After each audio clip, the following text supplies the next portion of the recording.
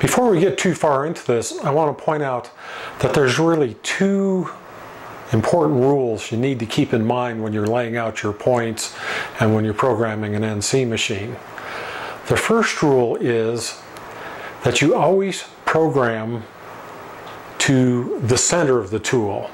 Like for example, if you have a round tool like that, you don't program to the sides of the tool, you program to the center of the tool.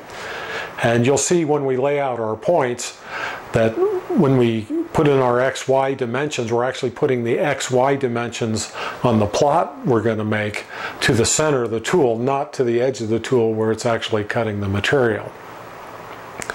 And the second important rule to remember is you always relate your machine tool moves as if the tool were moving. Now when you look at the machine, you watch it run, it's the table that's actually moving, isn't it? The table moves in and out, back and forth, and the spindle moves up and down. But when you're thinking about writing your program, you write your program from the perspective of the tool as if the tool were moving. And this will help you keep your X, Y's, and Z's straight.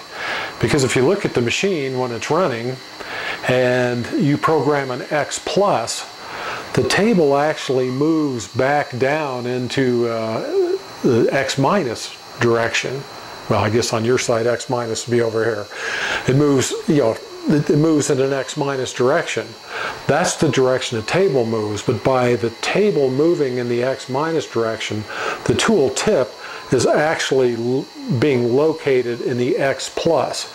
So always think of your machine tool moves as if the tool itself were moving and not as if the table were moving, even though that's what's actually going on. And again, remember, we always program to the center of the tool, or to the center of the tool, not to the edges of the tool.